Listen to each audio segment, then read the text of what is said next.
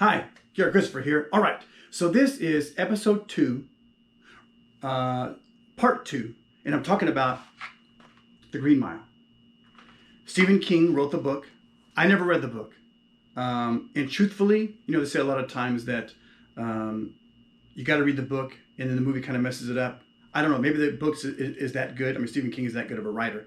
But The Green Mile, the movie, to me is just almost perfect as far as I'm concerned. Please visit Pt.2. You'll find out kind of who I am. I'm a self-published author. Not as good as Stephen King, by the way, but I'm pretty good.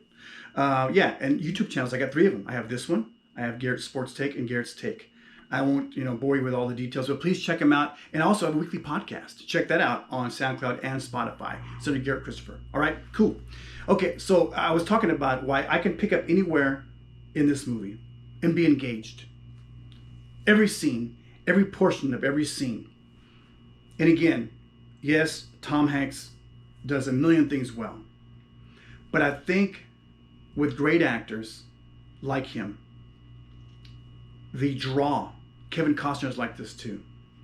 The draw of them is that they're just so natural, right? So real. Just, they don't overdo anything. Remember that scene in Liar Liar? They had the outtakes. And the young lady, I don't know her name, the actress's name, and they're talking to Jim Carrey, and they're like, overactor! Remember that? You probably don't. Anyway, I thought it was funny. But he doesn't have, it's just natural. And I don't know, Tom Hanks could be the biggest jerk in the world. You hear about this sometimes, these actors are just horrible off the screen. But it just seems like this is just who he is. And he's able to kind of promote just his personality. And he's just a great guy. In this case, he's a great leader. Perfect, because that's what you needed as far as that. He just when he walks into the room, every guard on the mile knows who's in charge.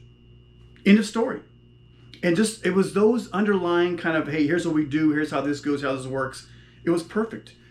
David Morse, by the way, it was Michael Jeter, I hope I'm saying that correctly, who played a part in this. He's passed on. So my wife is watching Sister Act 2, which didn't make my list, by the way. But Whoopi is great, of course, and a lot of good scenes there. But anyway, she's watching Sister Act 2 last night, and Michael Jeter's in there.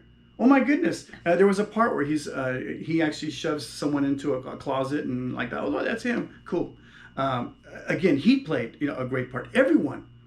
To me, it's like however they were acting with the dialogue, exactly what that character, not just anyone, but that character should have said at that moment in that situation is exactly what they said.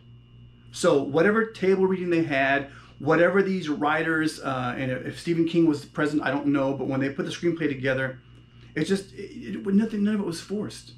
It was not forced. There was nothing contrived. There was nothing that was kind of like, oh, that's kind of odd. Or would they even really say that? It's exactly what they would have said.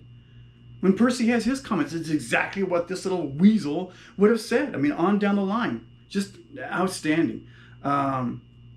It's a little bit, it is different. You know what I'm saying? It's not the same typical, is it kind of outlandish? Could it ever happen? No. But that's Stephen King stories. The Shining, which I understand he hated what they did with that one. I did hear that he thought with this movie, The Green Mile, it was a little too soft in some cases. Again, that's him. That's his stuff. Incredible mind. Oh, check this out. I read somewhere that Stephen King's IQ is a 40. Okay. Well, that tells me that I shouldn't put too much stock into that particular testing. If Stephen King's IQ is a 40, he may be like thinking like, but trust me, this guy's pretty darn smart. He may not know the capital of Massachusetts. He probably does, but he's pretty darn smart. So if he has an IQ of 40, I hope mine is 39. You know what I mean? Any case. So another little fact that I thought I picked up on down the line. 40, The Shining. No, that was it. So that's why. Okay, so plot, storyline. I felt that they grabbed it. I felt editing-wise, it went through really, really well. The scenes that needed to kind of resound and needed to resolve or needed to kind of like just hang there a little bit, I thought it was perfect. I thought the scenes that needed to have the tension, not to give it away for you, but this is, back a ways when there's still death by electrocution, in the prisons. And that's what The Green Mile was, all set up there. So there's a couple of realistic, scenes in there with that. So very, very direct. Part of the reason why it's rated R. Got a couple of cuss words in there too, and a few things said. But catch it on AMC if you get a chance. They take some of the stuff out of there, whatnot. But it's just outstanding. But that's the one thing. The casting to me, and as far as what the characters said and did in every situation, to me was just spot on. Whether that, when David Morse says this and says that, boss, should we do this? Should we do that? Everything. The only part that I can say, I looked at and said, that may or may not be. So when they take this gentleman, John Coffey, to the warden's house, and the warden's wife had a tumor. So she was having, and it was in her brain. And so she was having she's having a really terrible time, poor thing, physically as well as mentally, right? All that. So after some things happen, and after Tom Hanks discovers that this guy has got, there's something special, he's got some powers, there's something special, supernatural about him. So they break him out of the prison. They have to kind of work all that out and get him over to the warden's home. Would the warden, and I know he trusted Tom Hanks in that position. He trusted him to the end of the world. There's no doubt about that. So they sold that through the movie. You felt that. But are they going to allow this humongous man to come in there and to get that close to the wife? I almost feel like the husband would have been like right there, maybe sitting right there beside her on the bed. So what it is she's laying on her bed and she's just out of it, right? And completely, poor thing. And then John Coffey, Michael Clark Duncan, comes over there and kneels down beside her, and he's kind of like, he can sense that there is this evil, this thing that's overtaken her. The husband is at the doorway. He's just kind of like, covering his eyes, and he's just like, he's looking, and you can tell that he is like, should I trust you? What's going on here? What are you doing? But I don't know.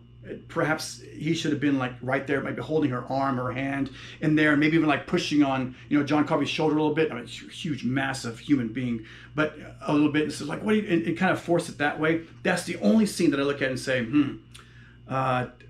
maybe that's not as realistic as it could have been. Again, this director, the writer, screenplay, all these people together, much smarter than I am. But that's the one scene I look at and say, that's a little bit odd. Everything else on down the line, and yeah, up and down. Just that's the thing that gets me. So the story is outstanding.